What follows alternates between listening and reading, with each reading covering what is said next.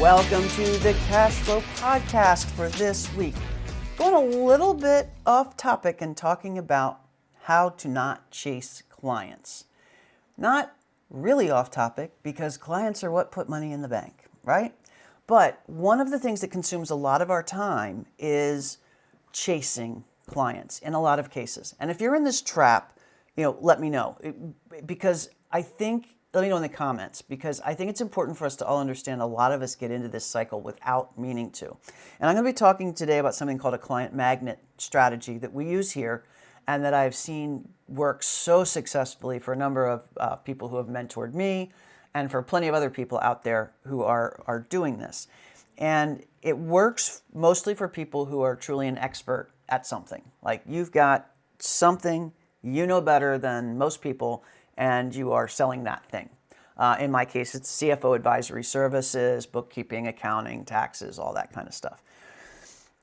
But one of the things you want to understand, and the reason this resonated so much with me when I first heard it, is back in the day, I used to work in corporate. And in a couple of the businesses I worked for, I was there for 3 years or 5 years or 6 years, and then we ended up selling the business to somebody else, and so my job went away. One time my job went away because I got plain old, what do they used to call it? Cut, cut, whatever you want to call it, involuntarily let go. And then I'd be looking for a job. And the tendency was to do the thing that you can check off your to-do list. The tendency was, okay, I'm going to look online, see what jobs are posted, and create my resume and email a bunch of stuff to them. And I'm going to cold call people. And I was at the end of the day able to go, okay, I did this, and this. The truth of the matter, those things are not the things that move the needle.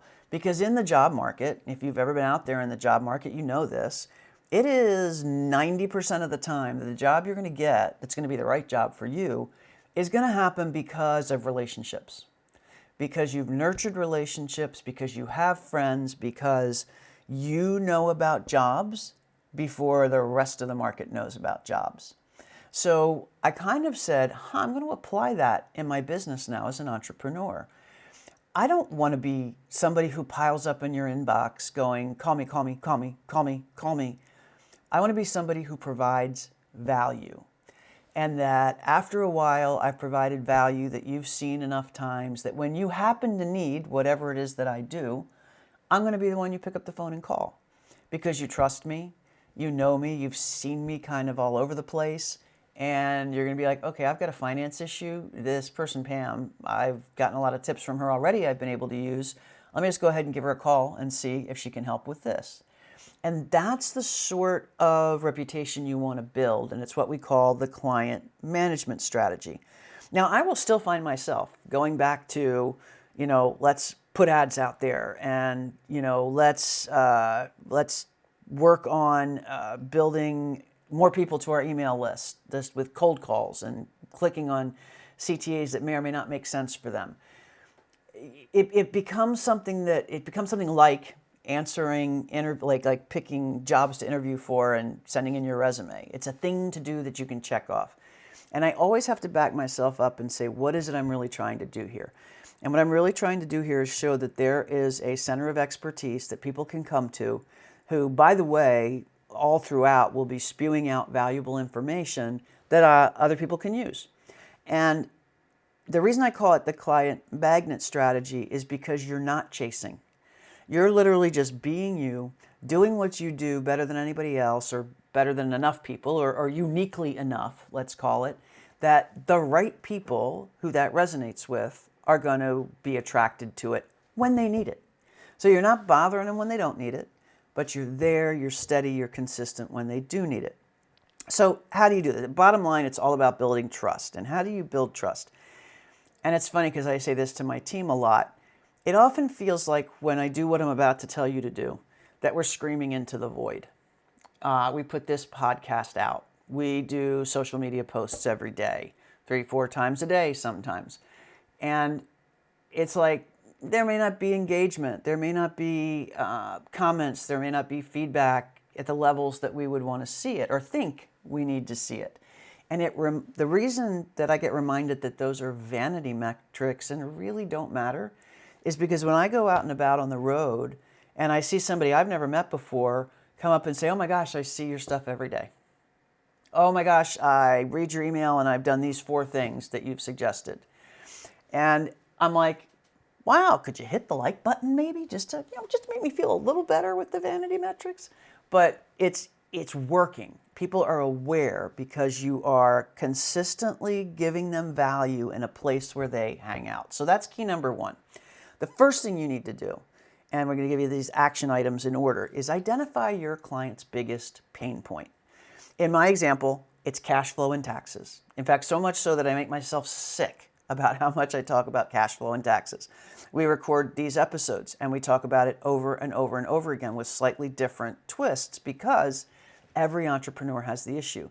And I may be talking about cash flow today, or how do I get loans from a bank today, and you may not need it.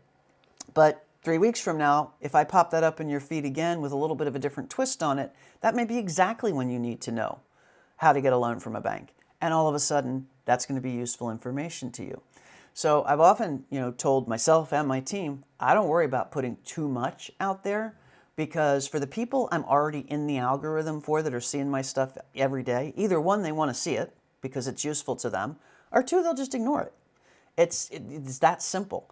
But because of the volume that we're putting out there, because people are actually reading them, looking at them, and using the tips, because of that, it's getting shown to people who've never seen it before. And the more volume you have out there, the more often that'll happen. And today, to be honest with you, there are so many tools that you don't have to have a marketing team of 1 million people to make this happen. You can pick 1 pain point for your client base, whatever it is. And in my case, let's say it's taxes is a pain point. And then I want to pick the platform, the place where they hang out the most, where my ideal client hangs out the most. For some, it might be LinkedIn. For some, it might be Instagram. For some, it might be they are on your email list. For others, it might be, for some businesses, maybe it's a TV channel they go to and you do a TV ad or whatever. But the point is you want to be where your client hangs out. That's pretty hard to figure out sometimes, actually. For mine, I would think it would be LinkedIn. Surprisingly, most of the people who, will say, hey, I saw you on, it's Facebook or Instagram. So that's kind of weird with cash flow, right? You'd think they'd be on LinkedIn, they'd be business people.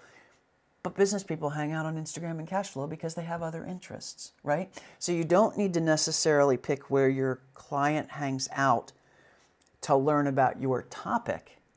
You want to just know where your client hangs out, because they're going to still have the problem that you fix, even while they're following their hobby.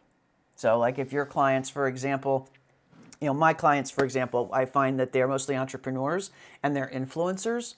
So they're on Instagram and Facebook. So even though that's not necessarily where they'd look for a CFO, they're going to be hanging out there and they're going to see my posts.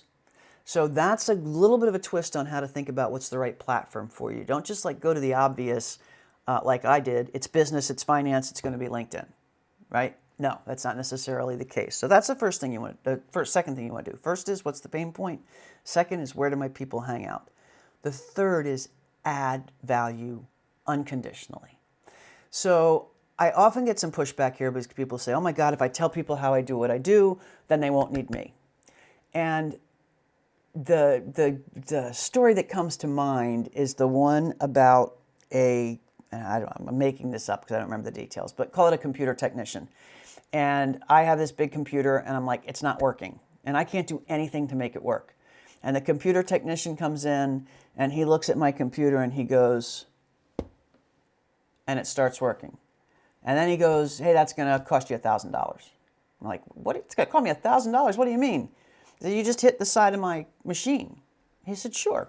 It was $2 to hit the side of your machine. But it was $998 because I knew where to hit the side of the machine. Okay?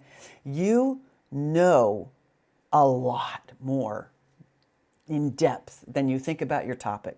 So when you put things out there that are actually value to people, like I give everybody my templates. Any template I use with a client, I'll make available for free on the internet. Because yes, they'll know how to use it, but they're going to want to listen more to find out how to really make it work for them.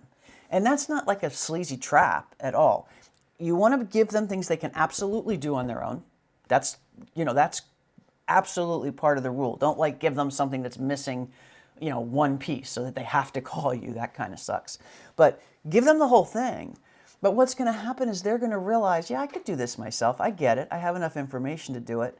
And maybe I'm not in a position right now to afford to be able to hire Pam to do something like this for me, but you're going to remember that I gave it to you and I didn't ask anything in return. And when you are in a position that you're like, oh my God, I really need this now. I'm about to expand my business and I need to make sure my books are in order and that I've got the cash flow to do it. At that point, you're going to call me and my work's done. So definitely give value. Do not worry that what you're sharing, somebody's going to pick up, use, steal. I'm sure my templates are used all over the place. I'm sure other CPAs, accountants, and CFOs have grabbed them and used them as if they're their own. That's okay. They're not me. If my competition, as we call it, has picked them up and used them, that's great. I'm elevating our profession in service of entrepreneurs. And I know, because I'm not chasing clients, that the ones who resonate with me, my personality, my style, the fact that I cuss, that I have dogs, that you're going to hear them bark during our phone calls, whatever it might be, the people that resonates with are going to call me. They're not going to call Joe Blow, who happened to pick up my template and try and sell it for $10. They're not going to remember him. They're going to remember me because I'm consistently on their feed and I'm consistently giving them things they can actually use. So that, I think, are the three key pieces of this plan and how to put it in place. Number one, figure out what your client's pain point is. And even though you feel like you do nothing but preach on that all day in and all day out, if it's their pain point, it's what you should be preaching on. Number two, figure out where your client's going to hang out. And be a little creative about that. Don't just think about, business means it's going to be on LinkedIn. Think about where they actually hang out. If your client, like mine, are influencers, or athletes or whatever it might be, then get yourself onto Instagram, get yourself onto Facebook and find them there. Join the groups. Answer questions in those groups about things. This is the cool thing you'll find. I'll go to be in a group in Facebook that has nothing to do with finance. Say it's a marketing group, because I have a bunch of clients that are marketers. And they'll ask finance questions. They'll say, hey, I need to know whether to spend this much on something. Jump in and answer the question right in the group. Hey, I just saw that question. Here's what I'd suggest. All of a sudden, you've become the finance professional inside that marketing group, or whatever your particular expertise is. So don't really think out of the box here. Don't just stick to kind of your knitting. Go look at where other people are doing their knitting and see where you can add value. And then the third thing is add that value. Come up with the things, a repository, a library of things that you can offer. Physical things they can click on not physical, digital things that they can click on and be able to use. PDFs, in my case, Excel, very simple Excel or Google Sheets. Anything like that is going to be helpful, that's going to be helpful to them. And here's the cool thing now with AI. For literally no money, I think now, you can go into ChatGPT, you can go into some of these other Claude, Gemini, Grok, wherever, and say, hey, here's what I do, here's my idea, generate me 8 templates.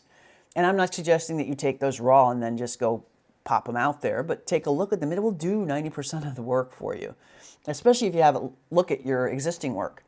You can say, hey, go look at this, at all these files in this folder here, and create me 4 new templates that I haven't thought of before. And all of a sudden, you're using your IP, your experience, everything you know, but having an assistant literally go through that for you and create even more from what you already have. So you can exponentially increase the volume of how much you have to offer value with. Okay, so there's AI for that. So that's it. Simple 1, 2, 3. What's their pain point? Where do they hang out? Give them value. I'm going to keep doing that. It's how we do our business here. If you found this helpful, please hit a like or subscribe. If you think someone else would find this helpful, please share this podcast with them.